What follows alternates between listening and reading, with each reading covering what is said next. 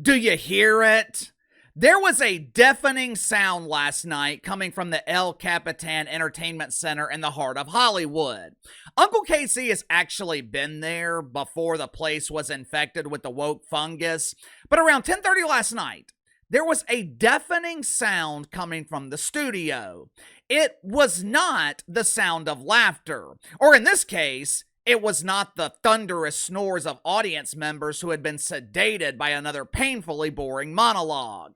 Around 10:30 last night, the only sound coming from the El Capitan Entertainment Center was the deafening sound of silence. Headline at Variety: ABC pulls Jimmy Kimmel live indefinitely after comments about Charlie Kirk.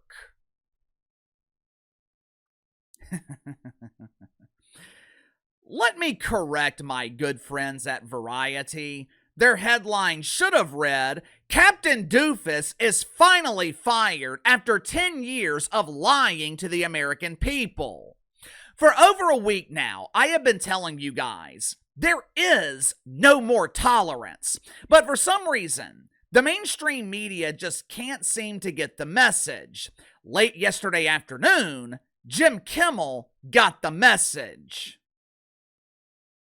You know, in the fall of 1998, Adam Sandler released The Waterboy. Adam Sandler played a socially awkward dude named Bobby Boucher who had been picked on his entire life. Or, as they would call it today, this poor boy is the victim of bullying. Well, the boy in this case was a 31-year-old man. His mother in the film was played by the legendary Kathy Bates.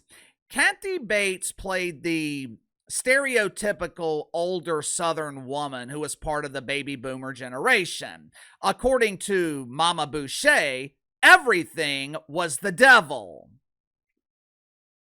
I'm sure you guys remember when you were growing up, your grandmother, maybe your great-grandmother, they would constantly point out the devil. If you brought home a Marilyn Manson CD, boy, that is the devil.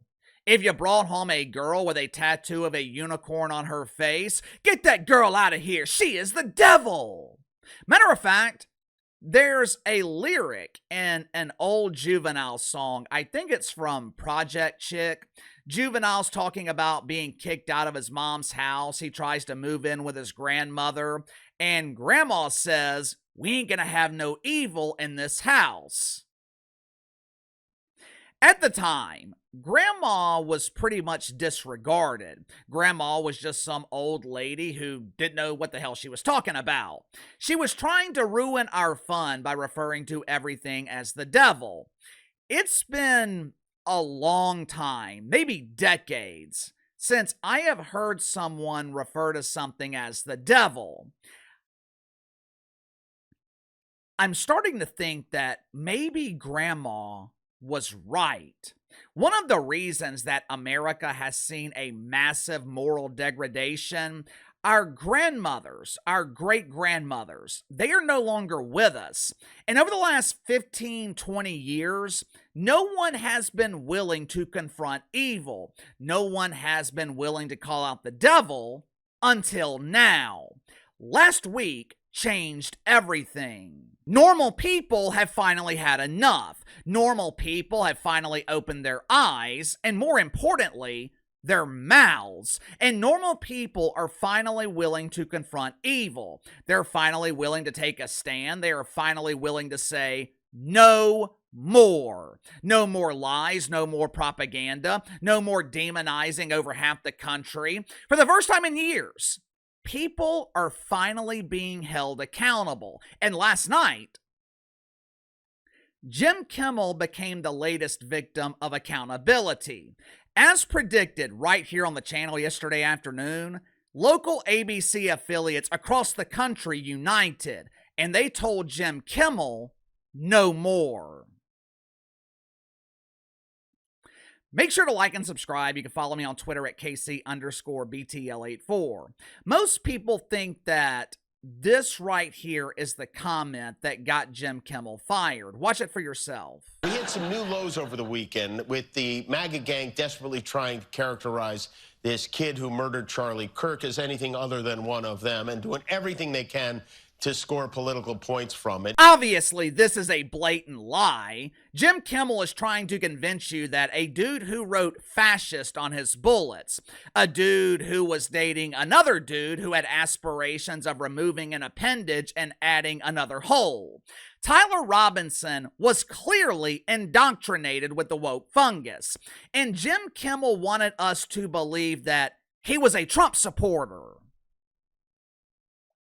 Believe it or not, this is not the reason that Jim Kimmel was fired, or I should say, this is not the only reason that Jim Kimmel was fired.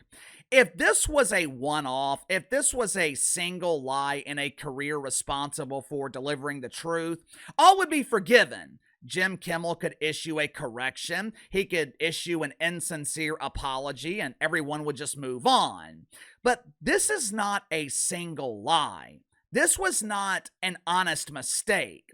Jim Kimmel has spent the last 10 years lying to his audience. Jim Kimmel spent the last 10 years indoctrinating the lonely men who watch this polished turd.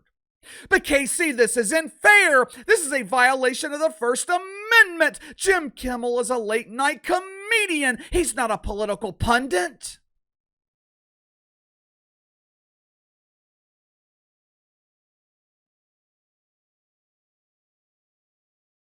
Not a political pundit? Jim Kimmel used to be a late-night comedian, but since 2015, 2016, this show has been 100% political. He was allowed to discuss politics without the responsibility of accuracy. He was able to show his unhealthy obsession with the Trumper. Jim Kimmel was allowed to display his devastating symptoms of stage 4 OMB, or ran bad. And for the past decade, Jim Kimmel was allowed to lie without consequence. Well, the consequences are here. Me personally, and I have been telling you guys this for a while now, I think ABC was looking for a reason to distance themselves from Jim Kimmel. If Stevie Colbert was losing $40 million a year and he was the most watched show in late night besides Greg Gutfeld, if Stevie was losing $40 million a year, there is absolutely no way that Jim Kimmel was profitable for ABC. But this decision, it was not driven by Disney. This decision was not made by the non-binary mouse. This decision was driven by you. I'll explain why. Businesses and corporations, in most cases, they are going to side with the majority. 5 years ago, when the mainstream media had influence, a lot of these corporations made the monumental mistake of embracing Wiener because they thought the average American was woke. Today, evil people are losing their jobs for celebrating the death of Charlie Kirk. The backlash to what happened to Charlie Kirk has been severe. The local ABC affiliate in Des Moines, Iowa, the local affiliate in Larry, Texas, where all 100 residents are named Larry, they cannot risk losing viewers to the local CBS or NBC affiliate because viewers are absolutely disgusted with Jim Kimmel. It's not worth the risk. You see, Jim Kimmel doesn't have a big enough audience to justify the risk. So what did the local affiliates do? Nexstar is one of the largest owners of TV stations across the country. They announced yesterday afternoon that they were refusing to carry Jim Kimmel's late night dump. I guarantee you, Nexstar was being pressured by independent station owners. Once Nexstar made this announcement, It was over for Jim Kimmel. ABC didn't have a choice. They had to fire Jim Kimmel.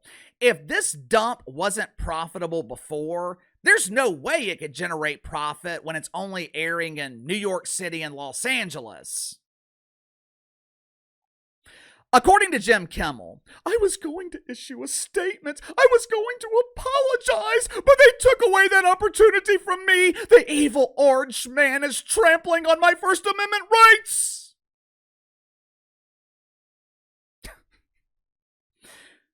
First of all, no one wants to hear your doofus apology. No one gives a shit about what Jim Kimmel has to say. Was the FCC launching an investigation? Yes. Did that influence the decision to fire Jim Kimmel? Without a doubt. But these are the consequences of 10 years of lies. These are the consequences of 10 years of propaganda. Just like we talked about the other day with those court cases from the early 1900s, you can't yell fire in a crowded theater if there is no fire. You can't spend the last 10 years referring to over half the country as Nazis and expect there not to be consequences. You can't spend the last 10 years referring to over half the country as fascist when they're not fascist. But Casey, what about his staff? Those people are innocent. Innocent? Innocent. Who do you think writes the material? Who do you think is booking all the guests? Who do you think writes his opening monologue? I'm telling you, the country is changing, and for the first time in years, country seems to be moving in a positive direction.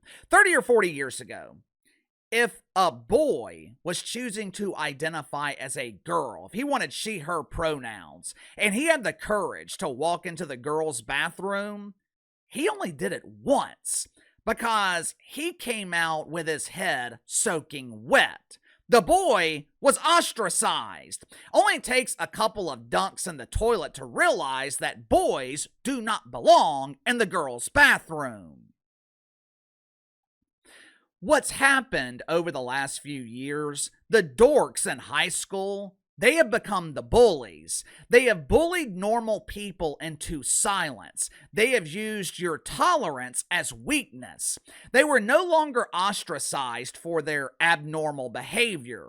40 years ago, if you were happy about someone else's death, you didn't say it out loud because you knew there would be consequences.